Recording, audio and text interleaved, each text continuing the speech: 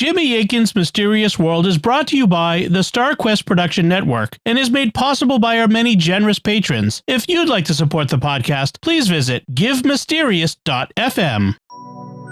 You're listening to episode 423 of Jimmy Akin's Mysterious World, where we look at mysteries from the twin perspectives of faith and reason. In this episode, we're talking about the strange saga of Mel's Hole. I'm Dom Bettinelli, and joining me today is Jimmy Akin. Hey, Jimmy.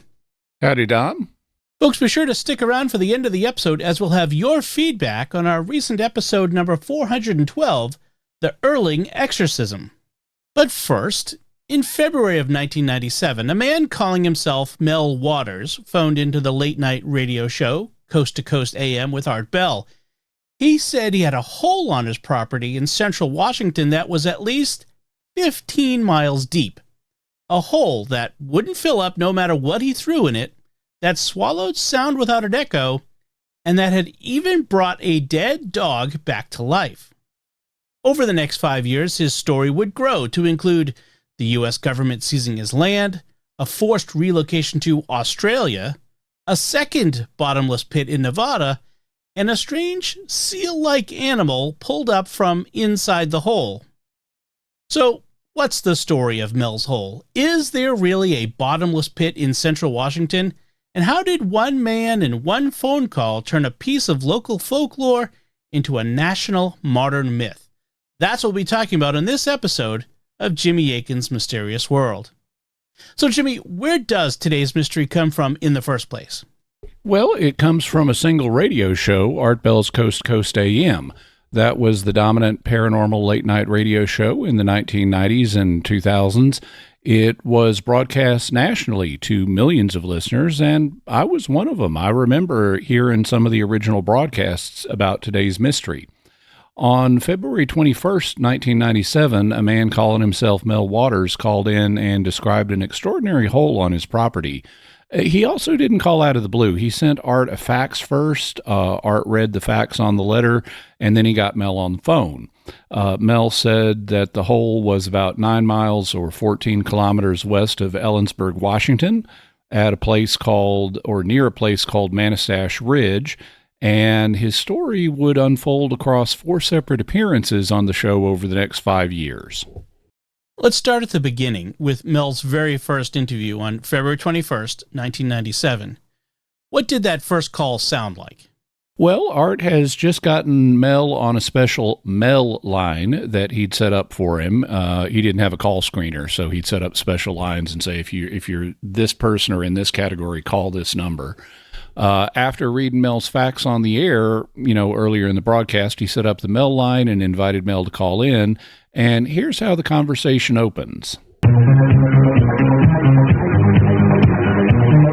From the high desert and the great American Southwest, I bid you all good evening and or good morning across this great land of ours and beyond the island of Guam in the west, eastward to the Caribbean and the U.S. Virgin Islands, south into South America, north all the way to the pole, and worldwide on the internet. This is Coast to Coast AM, and I'm Art Bell.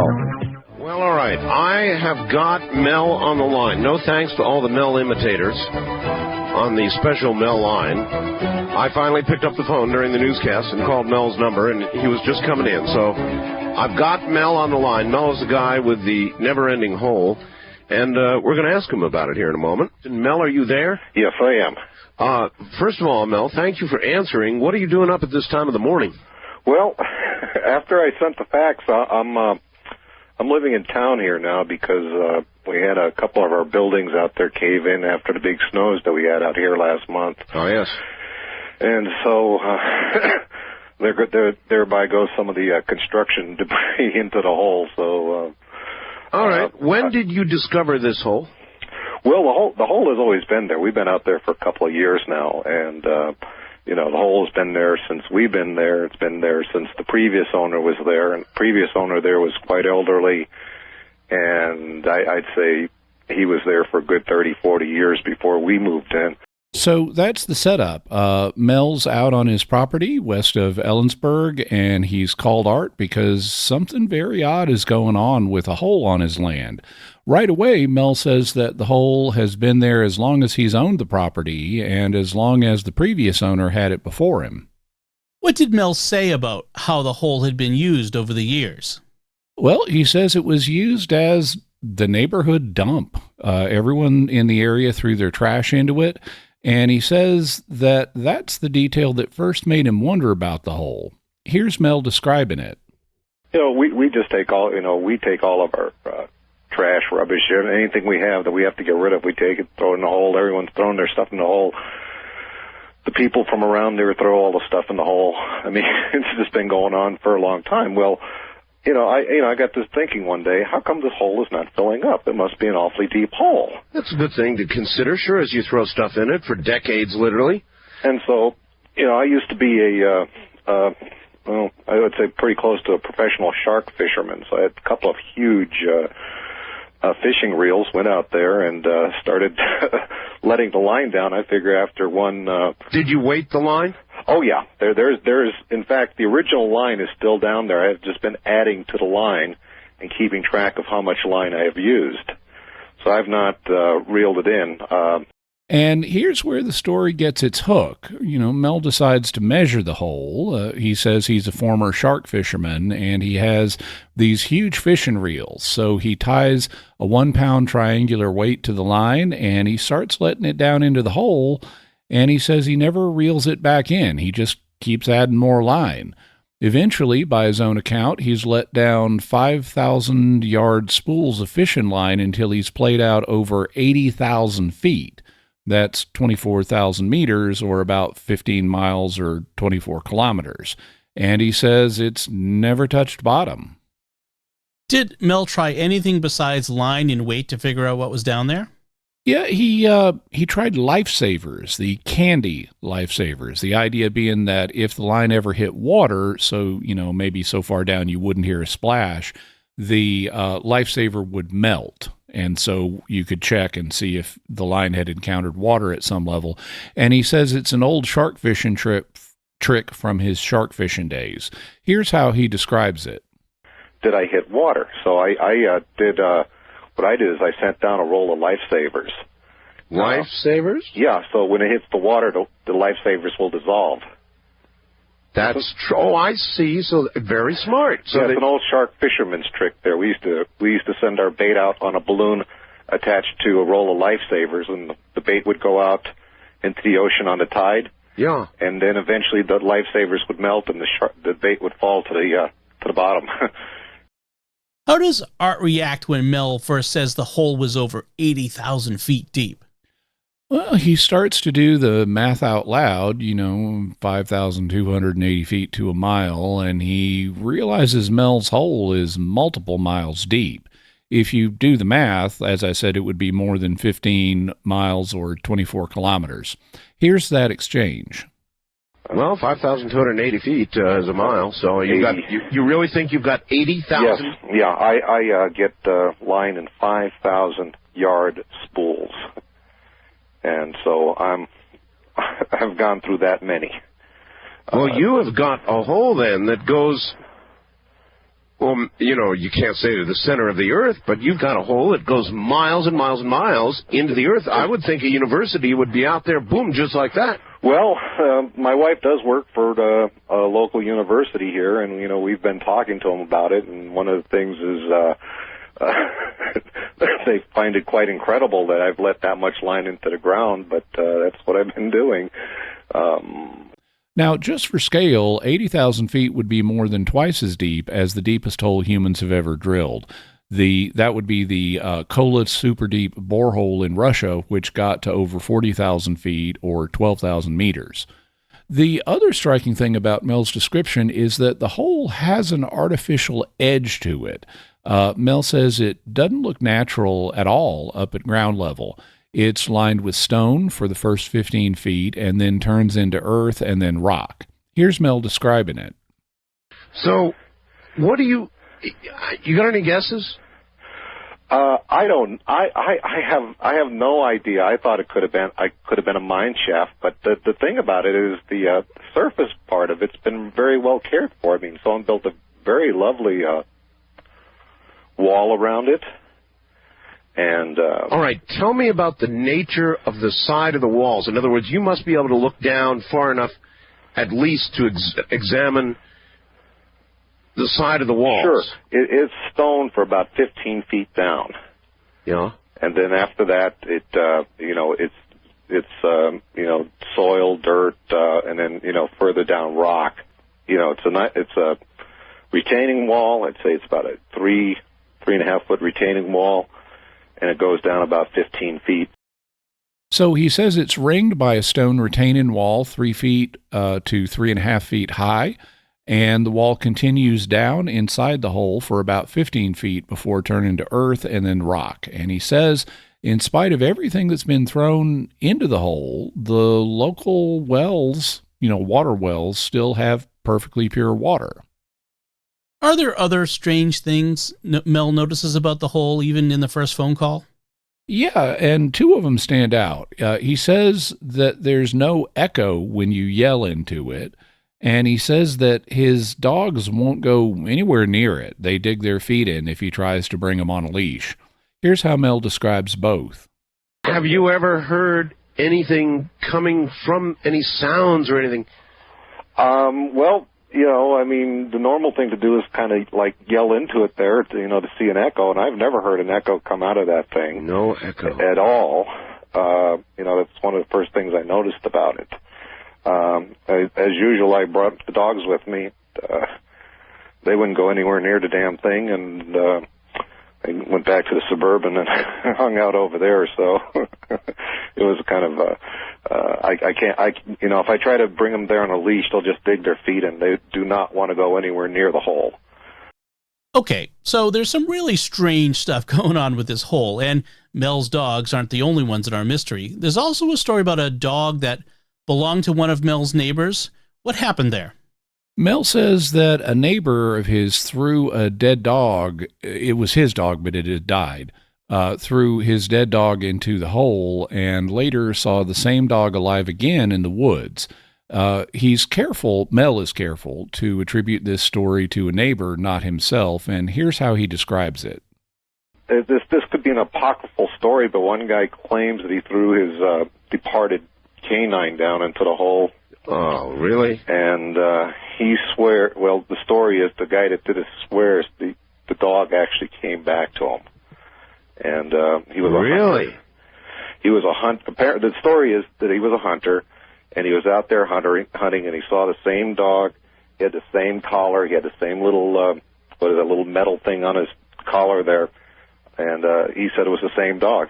And he says he knew he threw the dog into the hole. But that's not my dog. That's not my. It's not your story, but it's a story of a resurrected dog. Yeah. And Mel quickly says that there's a Native American angle to all this. He says that it's all Native American land around there. He wonders out loud whether there's anything in tribal tradition about the hole. And he says that the local tribes apparently know about it, but won't talk about it that much. What did Art and Mel do at the end of that first call? Mostly, they speculated about how to investigate the hole. For example, Art suggested lowering a person down with a camera in a cage. And it's understandable that Art would want to see the hole investigated. At this point, Mel has only given Art a fax and a few hours on the phone. There's no location, no photograph, no secondary witnesses to bring on the air. And that was the whole story until 3 days later. And what happened next? On February 24th, 1997, 3 nights after the first call, Mel was back on Art's show. First, though, Art read from 2 faxes that Mel had sent. The first was the initial fax that had led to Mel's first appearance, and the second was a follow-up fax, which is what we're going to focus on here. Art opens the second broadcast by promising listeners an update on Mel's hole. Here's how he leads in, including the moment that he reads the hole's dimensions from Mel's original fax. Now, here again, Art Bell. Hey, you're about to get an update on Mel's hole. We'll tell you all about that in a moment. It may be the deepest hole anywhere in the ground. It may go on forever, for all we know. I'll catch you up here in a moment. I received the following fax last week. Dear Art, I'm writing to you to see if I can get some help from you or your vast listening audience. I live in rural eastern Washington near the Manastash Ridge. I think I'm pronouncing that correctly now. On our property, there is a hole. Like the previous owners and the owners before them, we've been throwing our trash into the hole. Apparently, the hole has been there as long as anyone can remember. At first, I thought it was an ancient well. Anyway, the hole is 9 feet, 9 inches in diameter. There is a stone retaining wall around it, and we've put a steel door on top to keep anyone from falling into it. As I said earlier, people have been throwing their trash into the well, that's in quotes here, for decades. Furniture, household trash, dead cows, building debris, you name it. The thing is, I noticed the hole never filled up, so I got curious, actually obsessed, began trying to measure the depth of the hole. So now we have an official width on this thing, 9 feet, 9 inches across, or about 3 meters. But Art keeps reading because the fax doesn't stop with the dimensions. Mel had listed several other things he found out about the hole, and he wrapped up his fax with a question for Art's audience.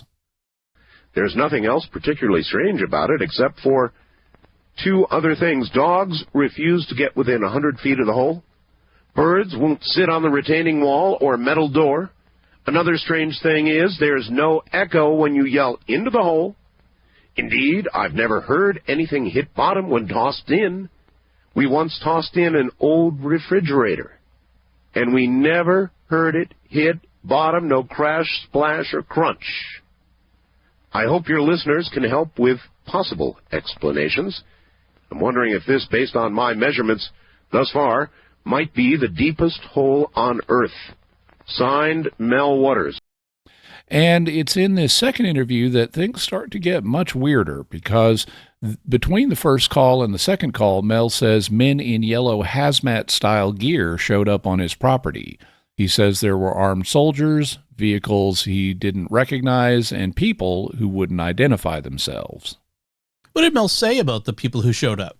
He says they cordoned off the area around the hole. Some were in hazmat gear, others were armed soldiers in plain dress. Here's Art's reading from Mel's follow-up fax when he hits the moment Mel describes when one of them came up to his vehicle. When I got there, my access road was blocked by military personnel that were armed. I noticed that several pieces of yellow gear had entered and exited my property based on the direction of their thread. I asked one of the guards, what's going on? He said there was a plane crash on the property. I said, well, that's strange. I told him there's no smoke. I don't see any in the distance. He asked who I was, and I let him know I own the property. I then asked to talk to the officer in charge. A non-uniformed man came up to my Suburban and let me know that I won't have access to my property until the crash has been completely investigated.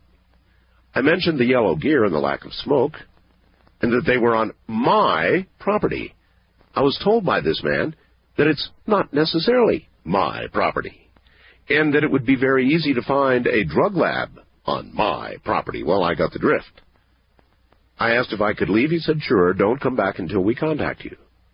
I asked if he wanted a way to contact me. He said, they know how to contact me. I said, I suppose you don't want me to talk to anybody about this. He said, nobody would believe it anyway. So Mel says the men threatened him, specifically that if he didn't cooperate, they'd find a drug lab on his property and make sure he went away for it. But that wasn't the only thing that Mel's fax described. He also passed along a story from one of Mel's neighbors. A neighbor told Mel about driving up to the hole in the dark before there was a cover on it, and he says he saw something coming out of the hole. Here's what Mel said. Oh, I talked to one of my neighbors earlier today, and he told me something very interesting. He said that some time ago he was driving up to the hole at night and thought he saw the most bizarre thing.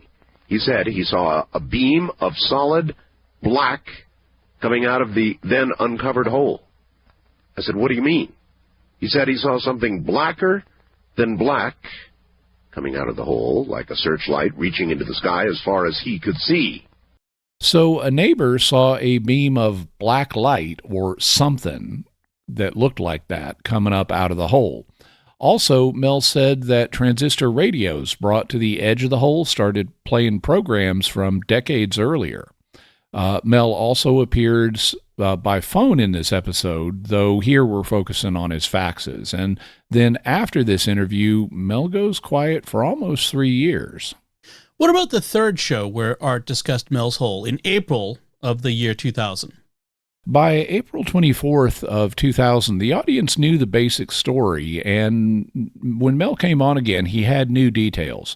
Art uses this third interview to review and confirm the court claims, like the 80,000 feet depth, the dead dog, the trash thrown in. Here's some of that exchange. Based on what your caller said, this line will break at probably at the top of the line, because that's where all the pressure will be. So but you believe you're down 80,000 feet? Yeah, without a doubt. 80,000 feet? 8 with, what is that, 4 zeros on there? Well, those are miles, 5,280 feet, so you can figure it from there. I believe me, I haven't done the math on there. I always forget how long a mile is, but... how long have you owned this property with a hole? We've had the property for about 4 years now, and... the guy that had it there had been there for a long time. I believe he'd been there for over 40 years. It's very rustic. I think I might have indicated to you, we do not have electricity there. We do not have phone service. So according to Mel, he had the property for about 4 years in the year 2000, meaning that he'd bought it around 1996, about a year before the first phone call. And the previous owner had owned it for over 40 years, meaning that he bought it around 1956 or earlier. Those details will be important later on. Mel also has a completely new chapter to add. He says he's been in Australia, and he says that he was relocated there by the federal government as part of the deal that gave them access to his property. Here's what he says. And, I had agreed for them to let me relocate in Australia, a place that I love and actually wish I could go back to, but that's neither here nor there. Well, you did, in fact, go to Australia, because I had a couple of emails from you when you were there. I would contact you from time to time there just to let you know I was okay. And you were in Australia. I know that's true.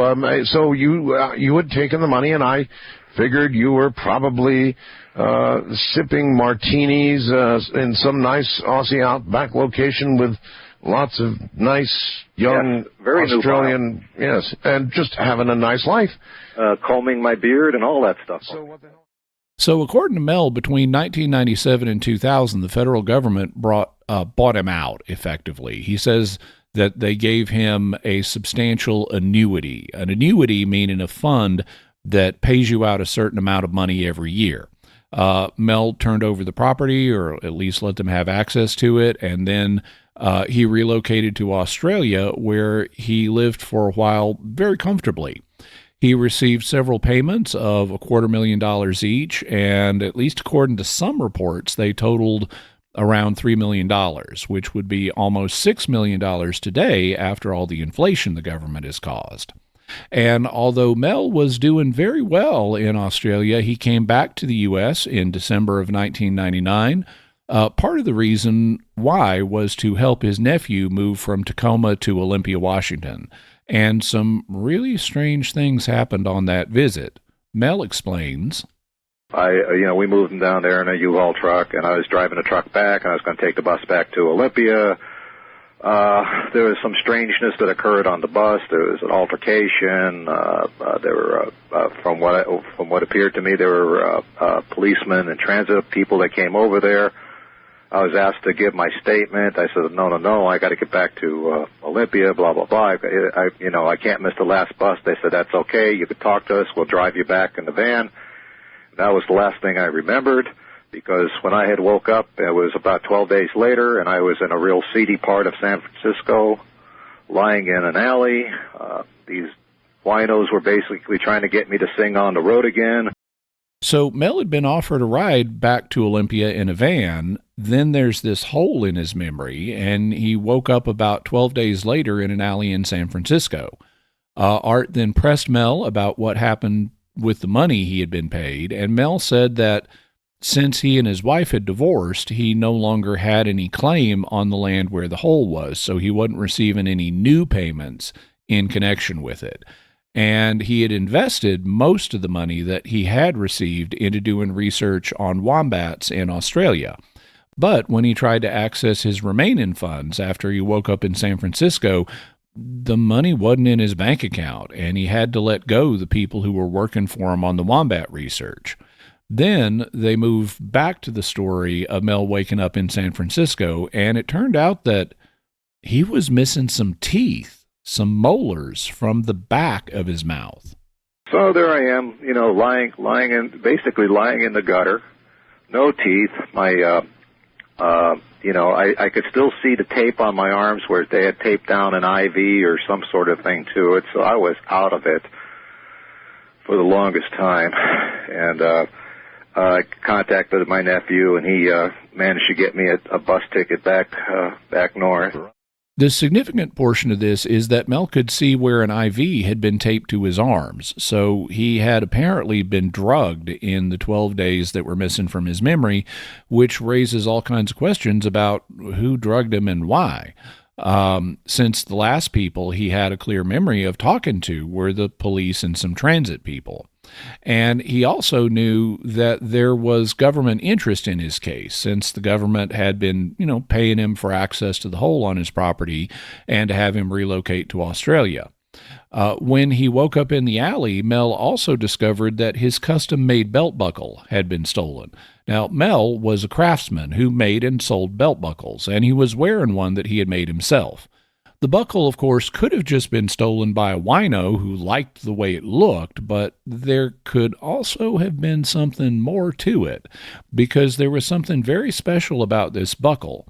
Mel explains that it had 3 coins in it, that he had put the coins there to commemorate the 1945 Yalta Conference during World War II between Churchill, Stalin, and Roosevelt.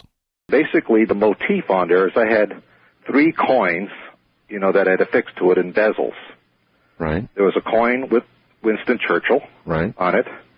There was a coin with Joseph Stalin. And there was a coin, a dime, with Franklin Roosevelt. Rather distinctive, yes. Well, this was folk art representing the great conference that they had. Gotcha. Yeah. So we're looking at the coins there, and we're noticing there it is a 1943 Roosevelt dime. Yeah.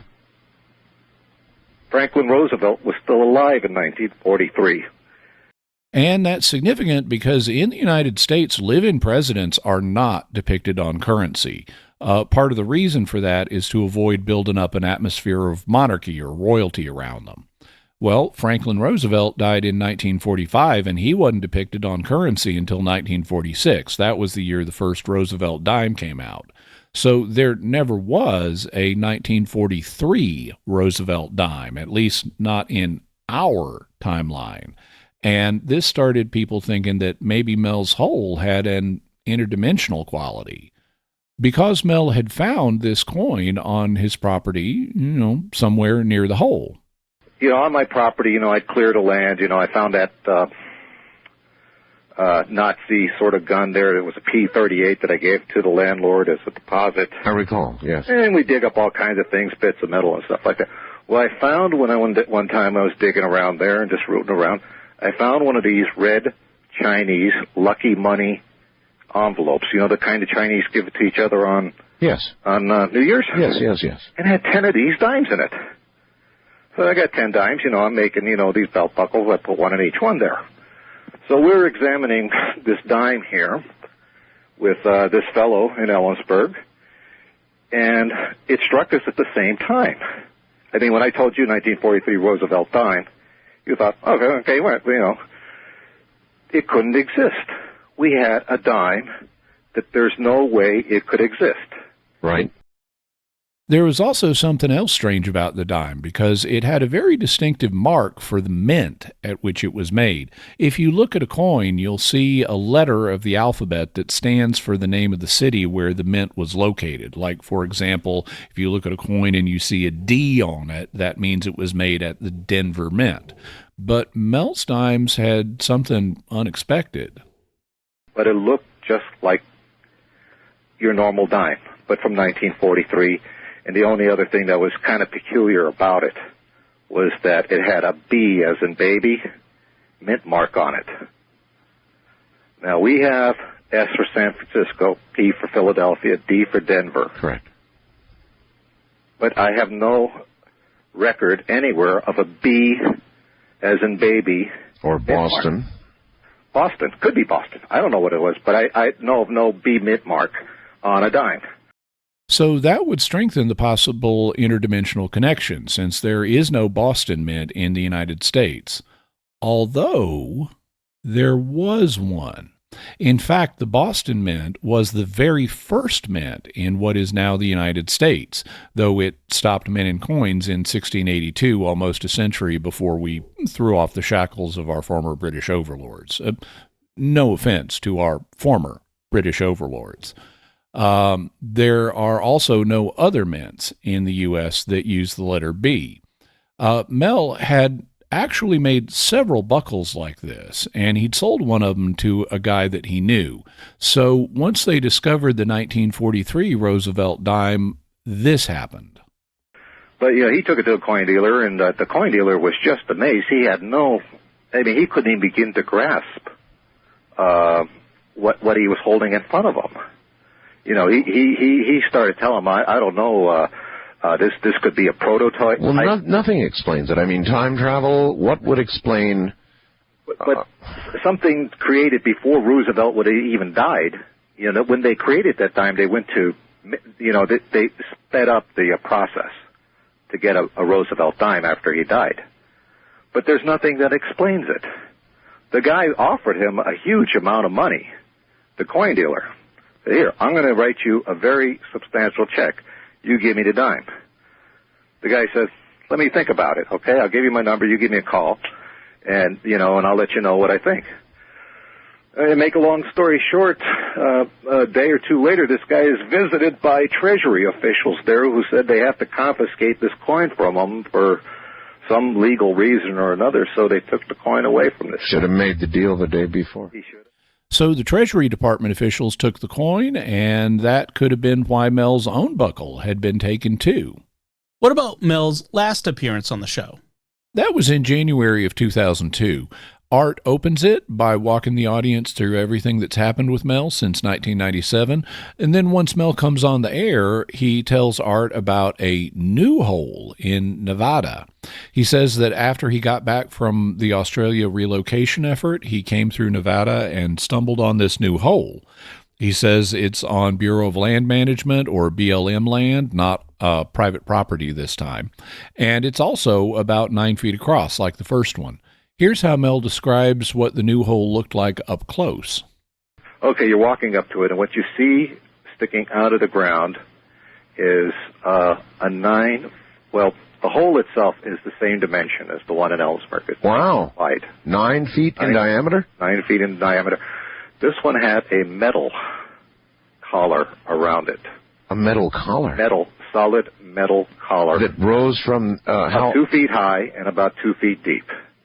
But the Basques tell me that this property, or this hole here, has been there for all of their experience, and they have been there since the 1800s.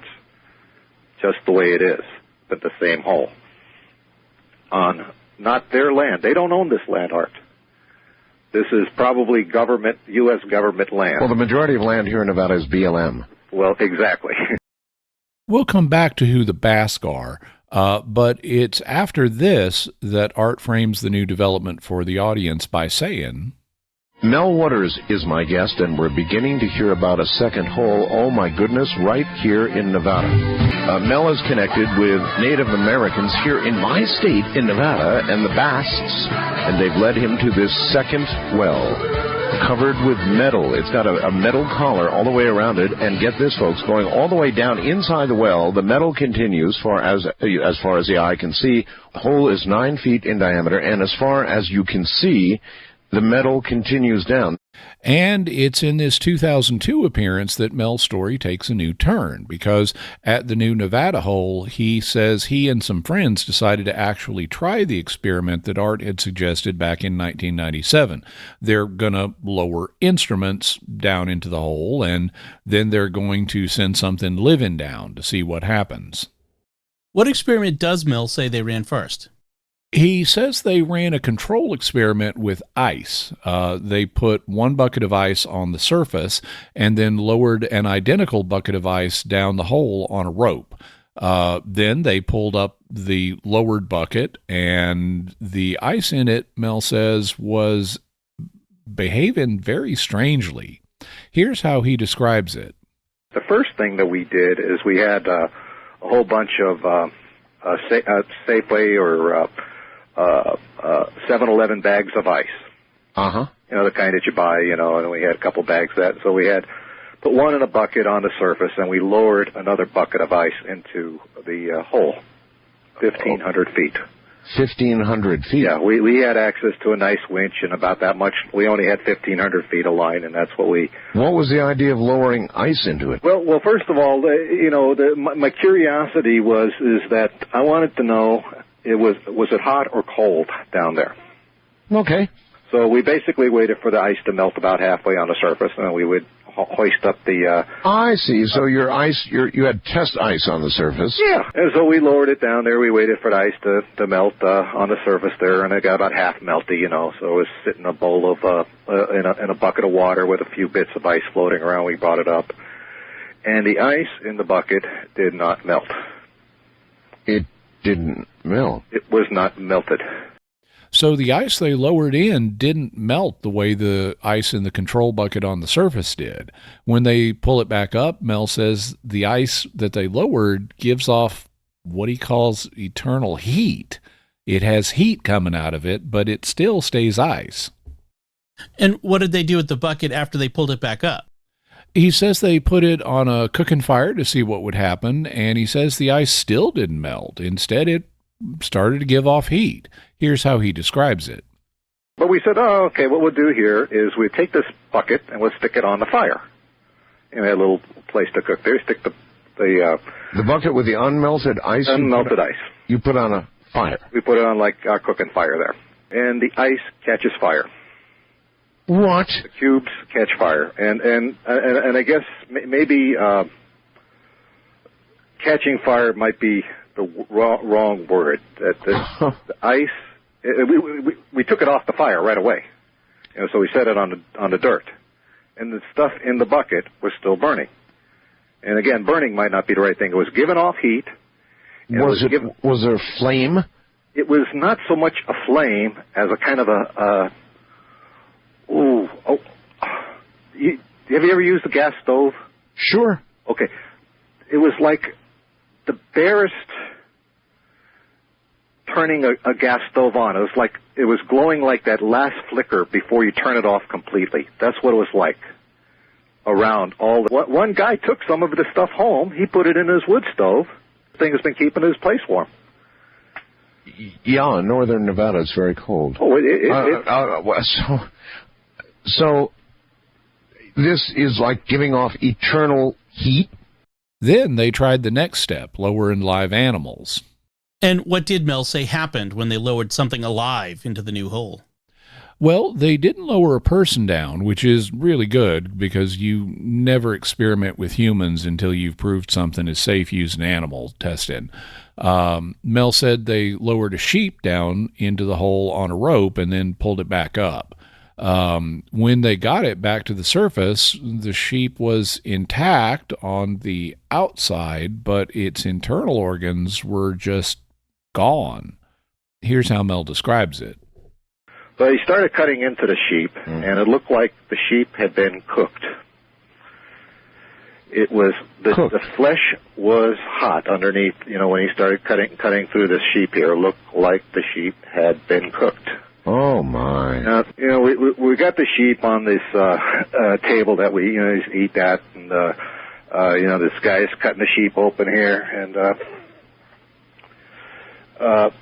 he gets it so he can look inside and see the internal organs like he's going to eviscerate the sheep. Right. Except they're not what we expected. What do you mean?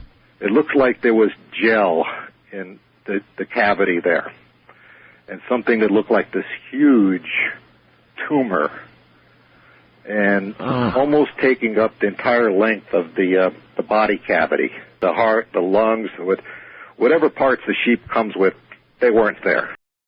But then they found something really strange inside the tumor that was inside the sheep. What was that? Mel says that they found something living inside it, something with the body shape of a small seal. Here's how he describes the creature. And inside this tumor is what it appeared to be a fetal seal. Like a fetal what? Seal, like a pinniped, a thing that lives in the ocean that Yes. balances balls on his nose. Yes. It's about 18 inches long. It's got the flippers on it, and it looks like a little seal. It looks just like your basically your little seal, except it had what, and I don't know. I don't want people to freak out, but it had what looked to me like human eyes. Like a human being. Yeah. I mean, you know what like cat eyes look like? Oh, yeah. You know what dog eyes look like? Oh, yeah. I don't know what seal eyes look like, but I know what human eyes look like. Sure you do. And this thing looks like it had human eyes. And the thing was alive, but it was connected to the tumor, like with this umbilical cord. Holy mackerel, Mel. And we could see the seal moving his eyes, and I'm calling it a seal, okay, but I have no idea what the heck this thing is, okay? I'm calling it a seal. But it's opening its eyes, it's closing it, the flippers are moving, it's still connected to its tumor there. It would be really weird to cut into a sheep and find this tiny creature inside. How did Mel and the men with him react? Well, Mel says that the creature moved a little and then it separated from the tumor on its own. He says everyone stood back watching it, and he says that he felt something that he didn't know how to name. And it moved about a little on the table. Yeah. So we're all standing back at that point because this thing is loose, I'll be way back. And we're watching this seal. Well, I just felt I was in the presence of something extraordinary, something beyond extraordinary, something like, I don't know. I'm not a religious man, but it felt in that category of having a religious thing there. This was just such a stunning thing to witness. Well, something that far from our understanding would appear to be magic or religion or whatever you want to call it, I'm sure. Yeah, so what God's name happened to this thing? Well, we left it there, and it began to, it just kind of looked at us there, and, one of the Basques suggested we kill it, and, just kind of club it, and unfortunately, and, Is that what they did? No, basically cooler heads prevailed. The thing was moving around on a table, and it finally moved to the edge of the table. Yeah. I go up to it at this point. It looked directly at me when I got up to it, and it seemed, it seemed to have a contact with me. And I got this compelling feeling to pick it up and place it on the ground. And I did that. And my hands were slimy from the seal. And I just moved my hands past my face before I decided to wipe them off on the rag at the table there. Right. And it smelled like ozone. So that's really strange. The creature is alive, and by his account, it doesn't die. He says they try to kill it humanely, but they can't. They can't cut it, and a hacksaw blade won't cut it. Eventually, he says they bury it because they can't figure out what else to do with it. Does Mel say anything else strange about the Nevada hole? Yeah, he says that he brought some plants from around the Nevada hole and planted them on his Washington property, but he insists over Art's gentle probing that nothing he grew was psychedelic. And he mentions a Basque elder. We've already heard him mention the Basques a couple of times. The Basques are a people from northern Spain and southern France who speak, interestingly, a non-Indo-European language. Almost all the languages in Europe descend from the Indo-European root language and are part of the Indo-European family, but not the Basque language. The Basque language is what's known as a language isolate. It apparently predated the Indo-European languages that moved into the area. So it's a survival language from, very ancient times. And Mel refers to a Basque elder who's a sheep herder out in Nevada. Mel says that this man told him things about the hole that he found deeply moving, and he comes away convinced that the holes are sacred ancient places known to a few people for a very long time.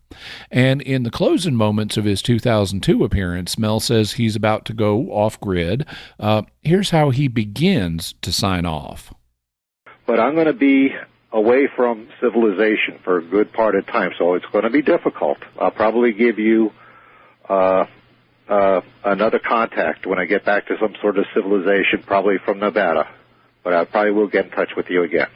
Okay. By all means, Mel, please try and see if they will allow you, without identifying the area, just to get some kind of... like a photo? Some kind of photographic evidence, yeah. Now, I'm going to be afraid that people are going to be scouring that terror server now that I get that out there. Well, they probably will.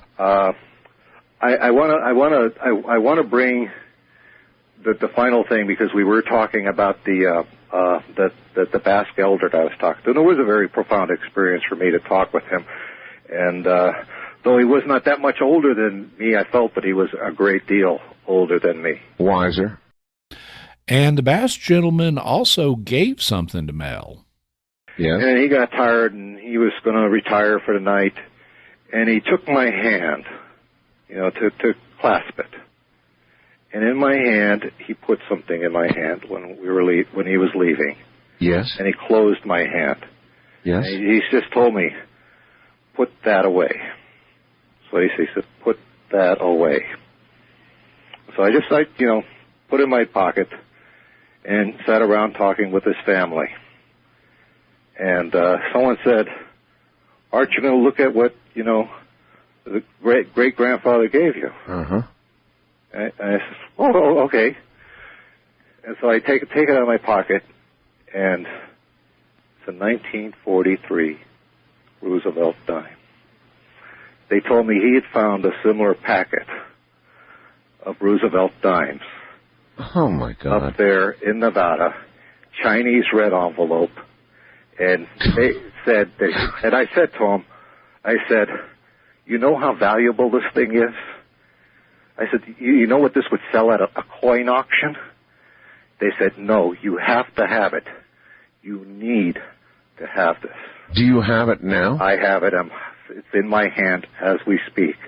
How about a photograph of that, Mel? If I can scan a 1943 dime, yeah, you will have it. Or get somebody who's got a really good quality digital camera, go to the macro setting and take a very close photograph of it. Close up. But can you do that? I will do everything I can to do that. You know my email address, right? Yes, we can do that, and but that's what he left me with, and he said to me that it was very, very, very important, or they told me, because they finished the rest of it. Told me this is something I had to have.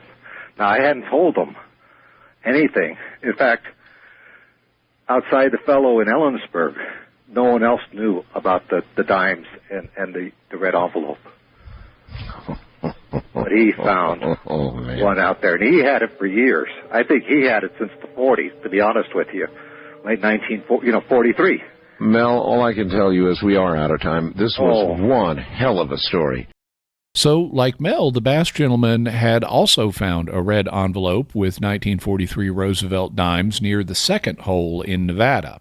And even though Mel had not told the gentleman or his family about his own find, they thought that it was very important for Mel to have this.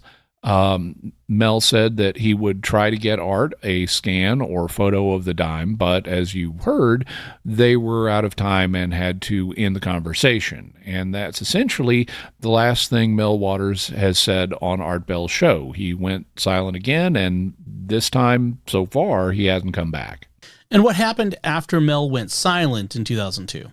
Two things mainly. The first is that listeners of the show decided to go looking for the hole, and in April of 2002, just a couple of months after Mel's last appearance, a group of about 30 listeners from across the country met up in Ellensburg. They had GPS units, metal detectors, and topographic maps, and they hiked up onto Manistash Ridge to find Mel's hole, but they didn't find anything. This expedition was led in part by a man named Gerald Osborne, better known by the name Red Elk. Red Elk describes himself as an intertribal medicine man. He says he'd personally visited the hole back in 1961. He says that the hole leads to an underground shadow government base where alien activity happens. Red Elk then came on Coast to Coast in September of 2008 to add his own chapter to the legend. He told the audience that the hole is real, but that it's been camouflaged by the government and can't be found anymore. He also warned people not to go looking for it. And as of 2012, a local newspaper, the Ellensburg Daily Record, did a 15-year retrospective on the legend. No one had ever produced photographic evidence of the hole or GPS coordinates for it, or any document showing that a Mel Waters had ever owned land in Kittitas County. And that's the story of Mel's hole, from a single February 1997 phone call to a still unresolved piece of American folklore. In a moment, we'll look at Mel's hole from the faith and reason perspectives, but first, we'd like to take a moment to thank our patrons who make this show possible, including Edward H., Ryan B., Martin G., Jacob S., and William W. Their generous donations at givemysterious.fm make it possible for us to continue Jimmy Akin's Mysterious World and all the shows at StarQuest. More than 90% of our financial support comes from individual donors like you, and you can join them by visiting givemysterious.fm. Jimmy Akin's Mysterious World is also brought to you in part by Transformed, The Legend of Rising Eagle by Victor Rubio. If you enjoy epic adventures that explore the battle between good and evil, you'll want to check out this story inspired by the cultures of the Americas. The Legend of Rising Eagle follows a group of young heroes as they confront mysterious disappearances, dark forces, and a growing threat in their world, blending action, folklore, and spiritual themes like courage, sacrifice, and the search for truth. It's a character-driven fantasy with a strong moral core. Available now on Amazon in ebook and paperback. And by Rosary Army, featuring award-winning Catholic podcasts, rosary resources, videos, and the School of Mary online community, prayer, and learning platform. Learn how to make them, pray them, and give them away while growing in your faith at rosaryarmy.com and schoolofmary.com. So, Jimmy, what theories are there about Mel's hole?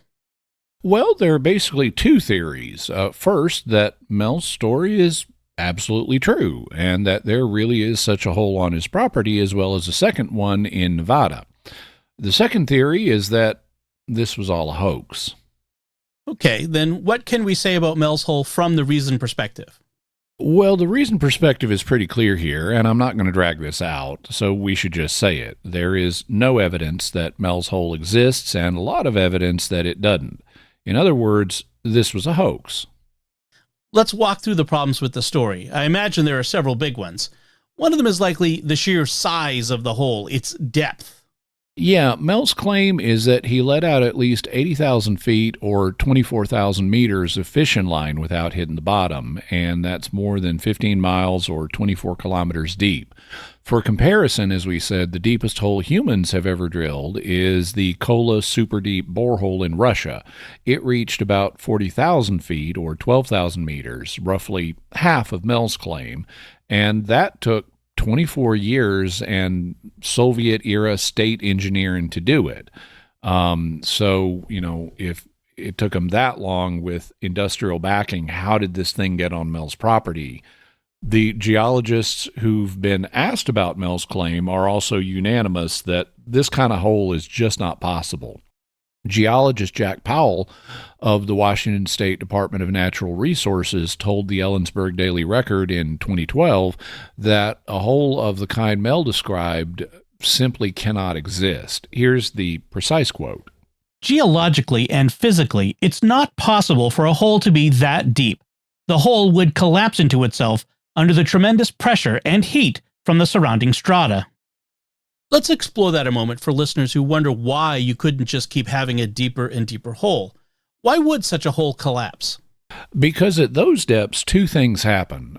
First, the rock above the hole presses down on the rock around the hole with enormous pressure, and the walls of an unsupported 9-foot wide hole would collapse inward. Second, the temperature inside the earth rises with depth. At 80,000 feet, which, about 15 miles down, you're actually well below the normal thickness of the continental crust in many places. Temperatures at that depth can exceed 1,300 degrees Fahrenheit, or about 700 degrees Celsius. Pat Pringle, another geologist at Washington's Department of Natural Resources, made the same point in 2002 about the fishing line. He pointed out that the heat alone would have snapped the line long before it reached anything like 80,000 feet. So even if there were a 15-mile deep hole, Mel couldn't have measured it the way he said he did.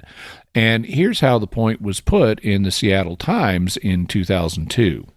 Pat Pringle, a geologist with the State Department of Natural Resources, said the area's landscape, formed more than 12 million years ago by a volcanic lahar, makes a hole of such depth unlikely. He admitted that odd things exist in nature, but doubts a hole like Mel's is possible in the brittle volcanic rock near here. Even if it is, he's sure the heat of the earth would snap a fishing line long before it reached 80,000 feet. And what about the geology of the area itself? Could the local rock even support a hole like this?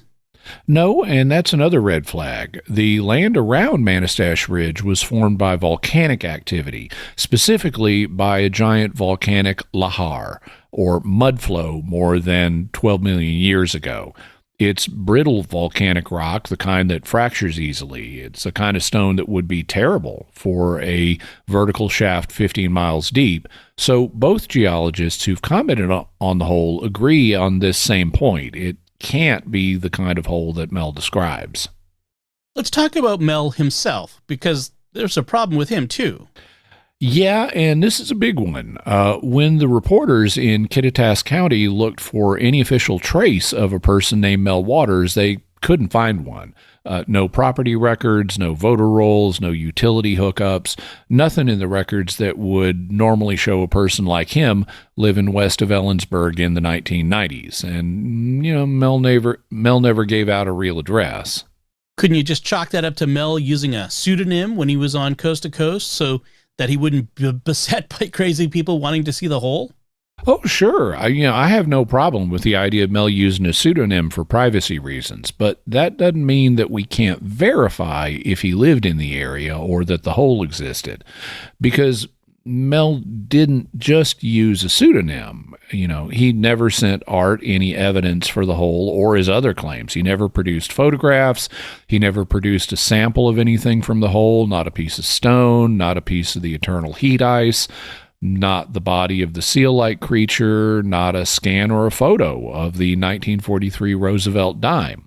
Brian Dunning, who covered this case on his podcast Skeptoid, also pointed out, enthusiasts of the hole have searched public records extensively and found nobody of that name living or voting or paying taxes in the area, found no unaccounted private property in the area, and found no property transfers that fit Mel's timeline of when he said he acquired the land. And that's significant because even if Mel was using a pseudonym to protect his privacy, there should be property transfer documents under his real name.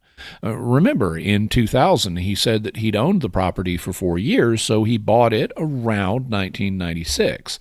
And he said the previous owner had owned it for 40 years or more. So he bought it around 1956 or even earlier. And the local land records don't match those dates, no matter what names are on them. So that's another strike against his credibility.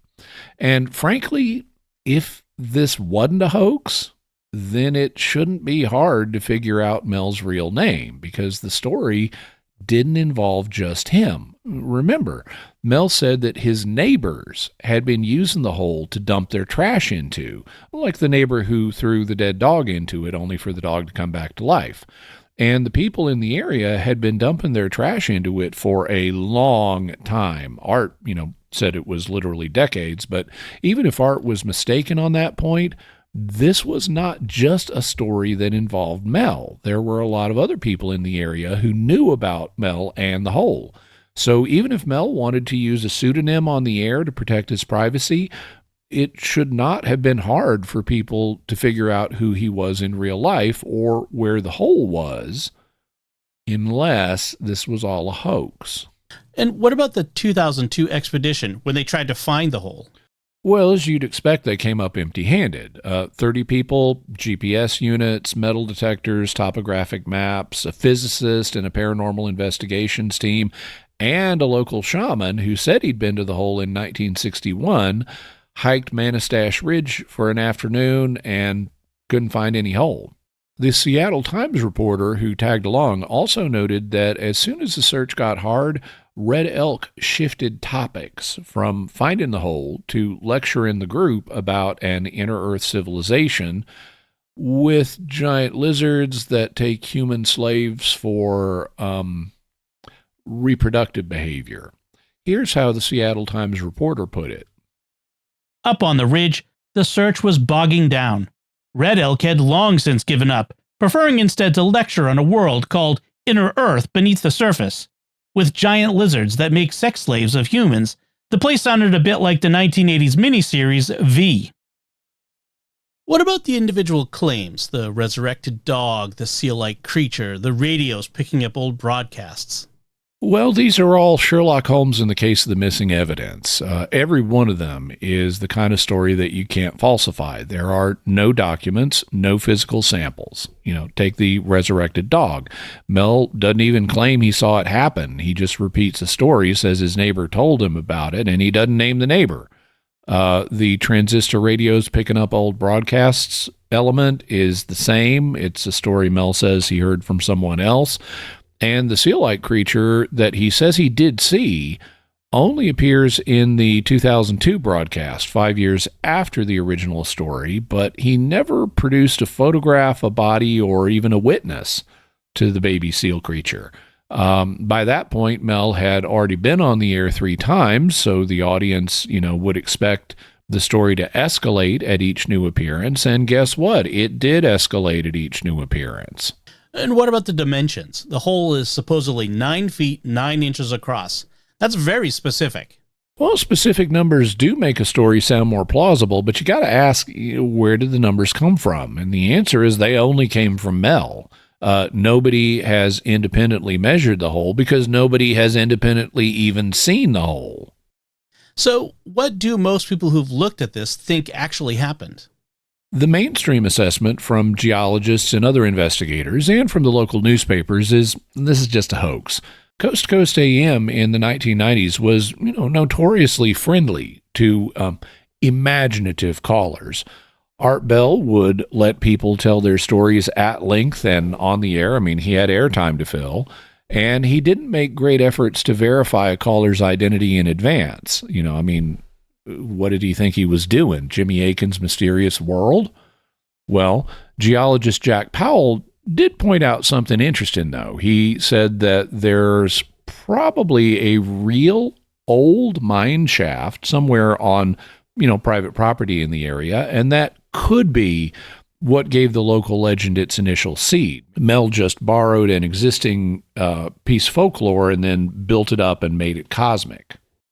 That doesn't mean it's not a fun story, though.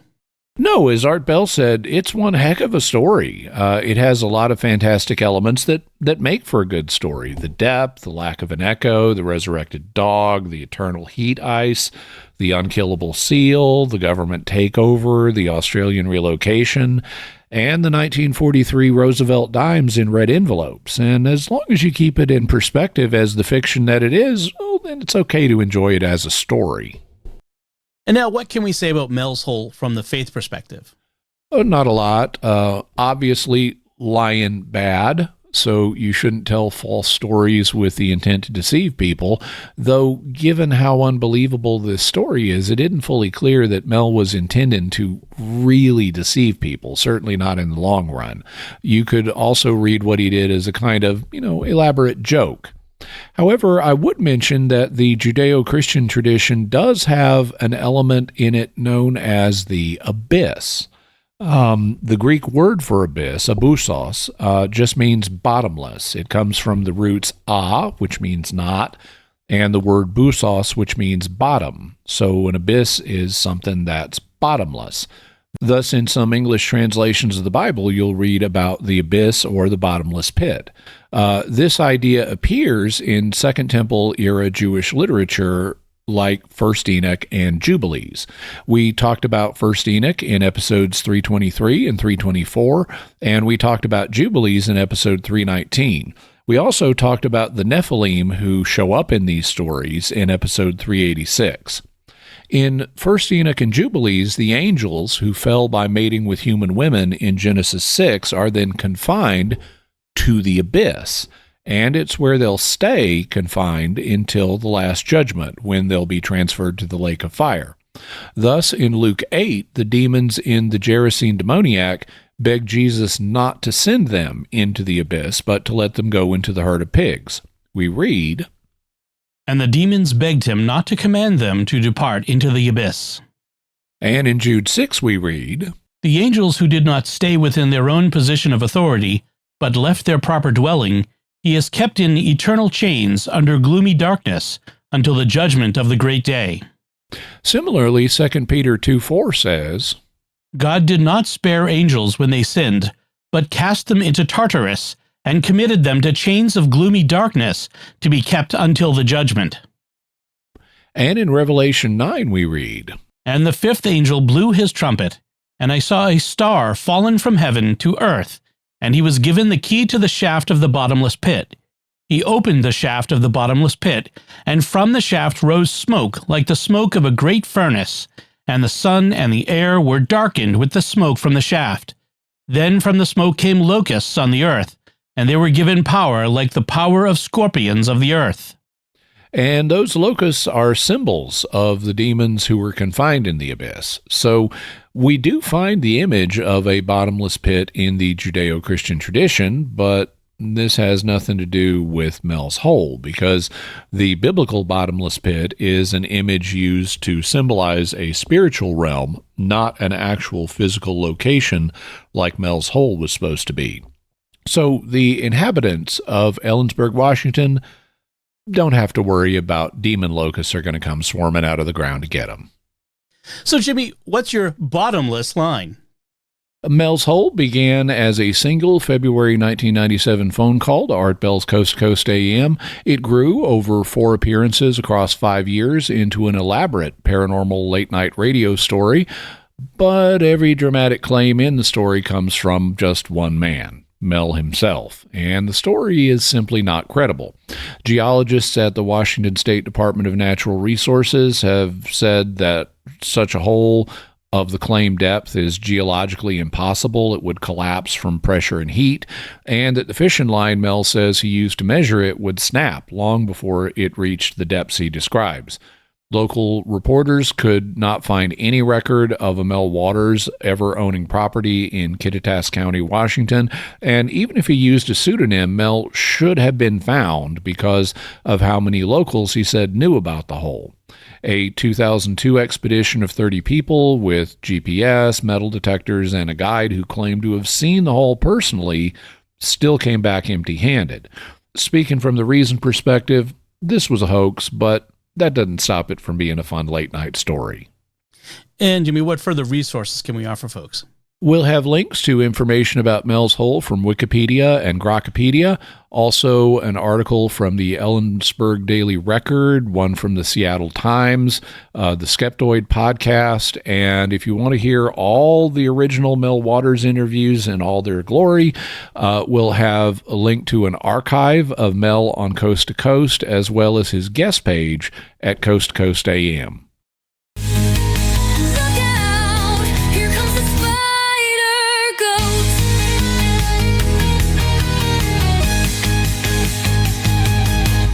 And now we turn to our mysterious feedback brought to us by our feedback coordinator, Rob Leonardi. And as I said, this feedback comes from our episode number 412, The Erling Exorcism. The first feedback comes from Ray on Patreon, who writes, if I understand the bottom line correctly, we can safely assume the woman is mentally ill while also being possessed only for a certain period and not constantly. Is that correct? If so, I wonder what is stopping the demon from acting as if she's just mentally ill to avoid being driven out. How can we decide if she's being possessed or presenting symptoms of mental illness?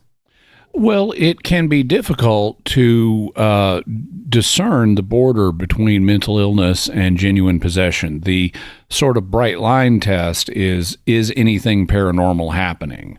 Because if it's just mental illness, then nothing genuinely paranormal happens. I would summarize what was proposed in the episode a little bit differently than you did. It is possible, and I think I alluded to this, that there was both mental illness and demonic possession in this case, but I think it's also possible it was all mental illness or that there was demonic possession. I see there as being a range of possibilities here. It may have been all mental illness. It may have been some mental illness and some demonic possession, or it may have been just demonic possession. So I think there's a range here, and I wouldn't commit to just one of those. Our next feedback comes from Elizabeth, who sent in an email. She writes, I was just beginning to listen to this episode. I'm curious about the second source you mentioned. You read the disclaimer that the manuscript was meant to be kept private and not intended for circulation, but you used it anyway. Why did you not hold yourself to that standard? I realize you aren't preaching from the pulpit, but one could argue that podcasts are a form of journalism and therefore considered press. Yeah, no, I'd agree that that podcasts are a form of journalism and could be considered a form of the press. So that would apply with the restriction that was on the secret manuscript. But the question is, what binding value does that restriction have? There's no church command. There's no bishop's signature or dicasterial official from Rome saying, don't publish this. It's just a note that was put on the manuscript by the priest who authored it based on what Father Riesinger communicated to him.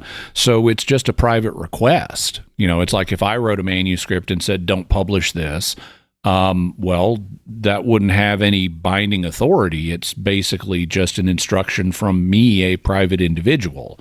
And so we had an instruction from a private individual here not to do this back in the 1930s.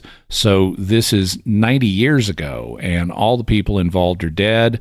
And since the story of the Erling exorcism is out there, and people are still believing it and still taking it in a way that does not incorporate all the information that the secret manuscript sheds on it about here are all these false prophecies that have since been falsified.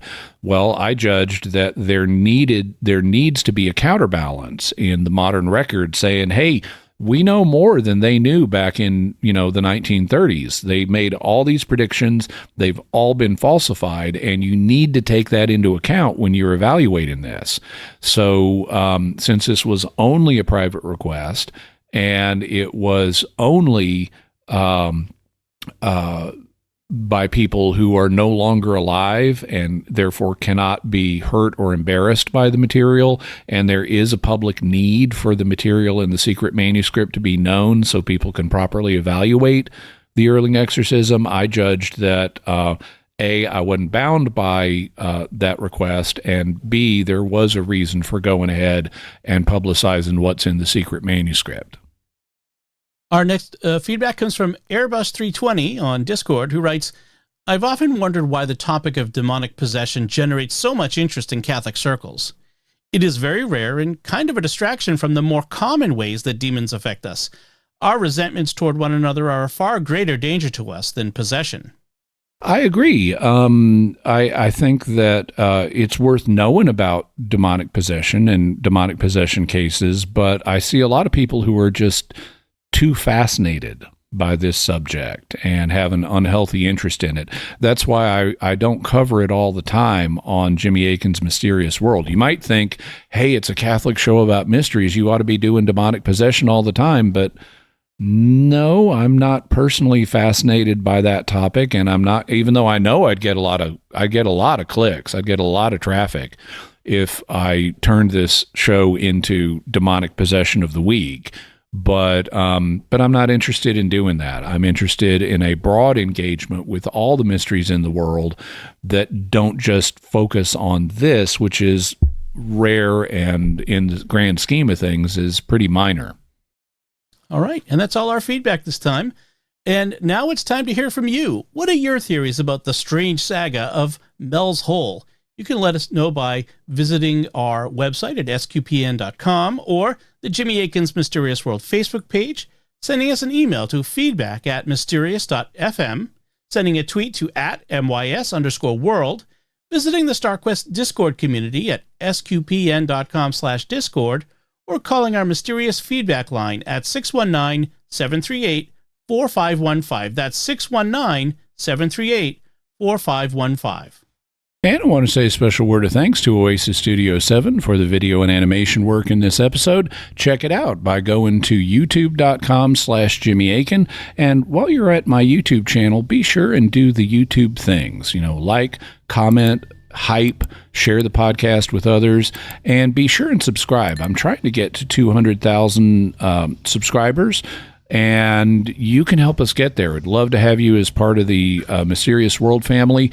When you subscribe, take the bell notification, tie it to fishing line, and threaten to lower it down into Mel's Hole unless it always notifies you when I have a new video.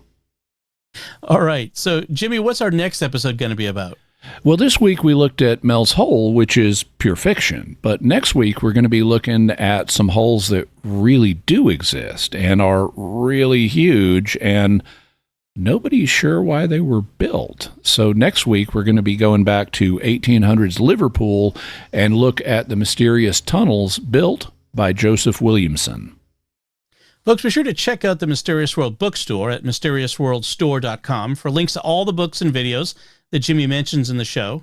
Check out our new designs for Mysterious World t-shirts, mugs, and more in our merchandise shop at sqpn.com/merch.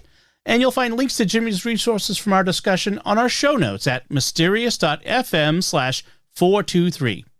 And remember, to help us continue to produce the podcast, please visit givemysterious.fm. Jimmy Akin's Mysterious World is also brought to you in part by The Grady Group, a Catholic company bringing financial clarity to their clients across the United States, using safe money options to produce reasonable rates of return for their clients. Learn more at gradygroupinc.com. Until next time, Jimmy Akin, thank you for exploring with us our mysterious world. Thanks, Tom. And once again, I'm Dom Bettinelli. Thank you for listening to Jimmy Akin's Mysterious World on StarQuest.